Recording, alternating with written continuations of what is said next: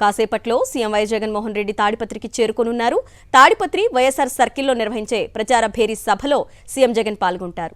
మధ్యాహ్నం 12:30 గంటలకు వెంకటగిరి త్రిభువని సర్కిల్లో, 3 గంటలకు కందుకూరులో కేఎంసీ సర్కిల్లో సీఎం జగన్ ప్రచార సభలు ఉంటాయి. ప్రతిరోజు 3 ప్రచార సభల్లో పాల్గొంటారు సీఎం జగన్. ఎన్నికల సమయం దగ్గర పడుతుండటంతో వైఎస్ఆర్సీపీ ప్రచారాన్ని మరింత ముమ్మరం చేస్తోంది. ఇందులో భాగంగానే సీఎం వైఎస్ జగన్ ఎన్నికల ప్రచారానికి ప్రణాళిక రూపొందించారు. 15 రోజుల్లో 45 నియోజకవర్గాల్లో పర్యటించేలా రోడ్ మ్యాప్ రూపొందించారు వైఎస్ఆర్సీపీ ముఖ్య నేతలు. తాడిపత్రిలో ఇవాల్టి సీఎం వైఎస్ జగన్ ప్రచార భేరీకి సంబంధించిన మరింత సమాచారాన్ని మా ప్రతినిధి శివారెడ్డి అందిస్తారు. శివారెడ్డి, ఎంతసేపట్లో సీఎం జగన్ అక్కడకు చేరుకునే అవకాశం ఉంది?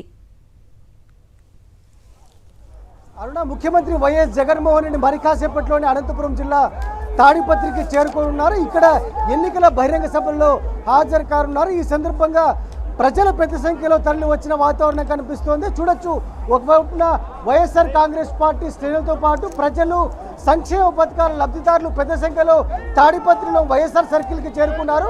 ఇక్కడ జై జగన్ అంటూ నినాదాలు చేస్తున్న వాతావరణం అయితే కనిపిస్తోంది. ఎందుకంటే నిన్ననే ముఖ్యమంత్రి వైఎస్ జగన్మోహన్ రెడ్డి ఎన్నికల మేనిఫెస్టోని అనౌన్స్ చేశారు. వాటికి సంబంధించి అంటే సంక్షేమ పథకాలను కొనసాగించడంతో పాటు వాటిని మరింతగా పూర్తి స్థాయిలో తీర్చిదిద్ది ప్రజలకు అందజేస్తామని ముఖ్యమంత్రి వైఎస్ జగన్మోహన్ చాలా స్పష్టంగా హామీ ఇచ్చారు. ఈ సందర్భంగా ఇక్కడ హాజరైన ప్రజలు, లబ్ధిదారులు, అదేవిధంగా వైఎస్ఆర్ కాంగ్రెస్ పార్టీ నేతల మనోభావాలు ఒకసారి తెలుసుకునే ప్రయత్నం చేద్దాం. ముందుగా మీరు చెప్పండి, మేనిఫెస్టోలో విద్యా వైద్యానికి అత్యధిక ప్రాధాన్యత ఇస్తారన్నారు కదా, ఎట్లా చూస్తారు మీరు? జనరల్గా ఏ ముఖ్యమంత్రి కూడా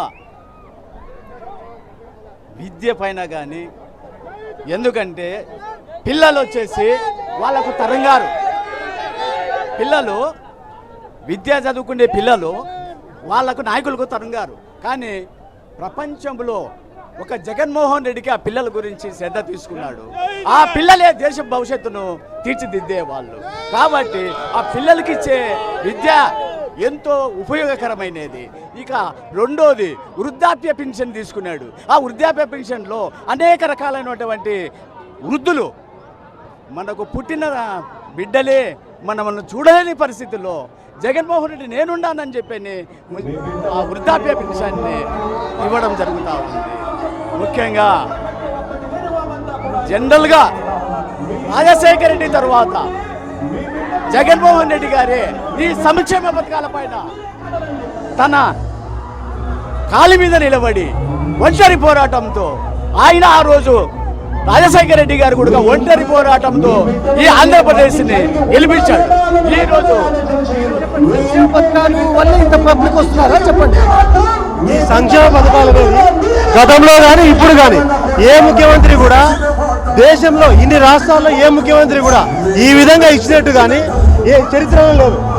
సంక్షేమ పథకాలే కాదు, మొత్తం అన్ని రకాల వృత్తిపరంగా అన్ని రకాలుగా అందరికీ న్యాయం చేస్తున్నాడు. ఒకవేళ చేయూత అయితేనేమి, ఆసరా అయితేనేమి, పింఛన్ విషయం అయితేనేమి, అమ్మఒడి కానీ ఇట్లా రకరకాల సంక్షేమ పథకాలు బీసీ, బడుగు, బలహీన వర్గాలకు అందరికీ ఇస్తూ ఈ దేశంలోనే నెంబర్ 1 ముఖ్యమంత్రిగా మంది మనసులు చూడగొన్నాడని చెప్పొచ్చు. చెప్పండి, ప్రధానంగా మేనిఫెస్టో ఏ విధంగా చూస్తారు? జగన్ గారు అనౌన్స్ చేశారు, 5 సంవత్సరాల్లో సంక్షేమ పథకాలు అమలు చేశారు కదా, ఎట్లా చూస్తారు? ఈరోజు జగన్మోహన్ రెడ్డి గారి ప్రభుత్వం పీడిత వర్గాలకు నేరుగా పథకాలు అందించి ఏ కామ్రేడ్ కూడా చేయని విధంగా ఒక కామ్రేడ్ను తలపించే విధంగా ఈరోజు చేస్తున్నారు. కానీ కామ్రేడ్స్ ఈరోజు జగన్మోహన్ రెడ్డిని పొగడాల్సిన అవసరం ఉంది. ఎందుకంటే న్యాయ రాజధాని ఈ యొక్క రాయలసీమ ఎడారి ప్రాంతాల్లో కూడా పెట్టడం, అదేవిధంగా ఈ యొక్క ప్రాధాన్యత క్రమంలో ఈరోజు ప్రాజెక్టులను కూడా ఏర్పాటు చేస్తామన్నాడు. కాబట్టి రాయలసీమకు పెట్టుకోడు ప్రాజెక్టును కట్టి తాడపత్రి ప్రాంతంలో ఉన్నటువంటి అన్ని చెరువులకు, చాగలకు అన్నిటి కూడా నీళ్లు ఇవ్వాలని కోరుతున్నాం. అదేవిధంగా రాజశేఖర రెడ్డి యొక్క పథకమైనటువంటి దుమ్ముగూడ తేలికపాటి ప్రాజెక్టును కట్టాలని చెప్పేసి జగన్మోహన్ రెడ్డి గారిని కోరుతున్నాం. సంక్షేమ పథకాలు ఎట్లా అమలు అవుతున్నాయి? మేనిఫెస్టోని ఏ విధంగా చూస్తారు? నేను అనౌన్స్ చేసిన పార్టీలకు అతీతంగా నాకు ఓటు వేసినా వేయకుండా ప్రతి కుటుంబంలో రాజశేఖర రెడ్డి తనయుడు వైఎస్ జగన్మోహన్ రెడ్డి గారు ఈరోజు ప్రతి ఒక్కరికి సంక్షేమ పథకాలు అందించారు. తెలుగుదేశం, బీజేపీ, సిపిఐ, సిపిఎం ఏ పార్టీ సంబంధంలో కాంగ్రెస్ తో సహా ప్రతి ఒక్కరికి నాకు ఓటు వేసినా వేయకుండా అన్న విధంగా ప్రతి ఒక్కరికి సంక్షేమ పథకాలు అందించిన ఏకైక ముఖ్యమంత్రి శ్రీ వైఎస్ జగన్మోహన్ రెడ్డి గారు. జగన్ ఒక దేవుడు మనకు. ప్రజలకు ఒక దేవుడు మాదిరి. ఎటువంటి పరిస్థితుల్లో జగన్ అన్ని 150 సీట్లు గెలుస్తాడు సార్. ఎటువంటి పరిస్థితుల్లో 100% 175 175 గెలిచి తీరుతాడు. మొత్తం మీద అయితే 170 స్థానాల్లో విజయం కావాలని చాలా స్పష్టంగా ప్రజలు తీర్మానం వ్యక్తం చేస్తున్నారు. మేనిఫెస్టోలో సంక్షేమ పథకాలు కొనసాగిస్తాము, మరింత మెరుగ్గా అమలు చేస్తామన్న ముఖ్యమంత్రి వైఎస్ జగన్మోహన్ రెడ్డి ప్రజలు కృతజ్ఞతలు తెలియజేస్తున్న వాతావరణం కనిపిస్తుంది. Right Sivareddy, thank you. మా నమ్మకం నువ్వే జగన్. మా నమ్మకం నువ్వే జగన్. మా నమ్మకం నువ్వే జగన్. నమ్మకం నువ్వే జగన్.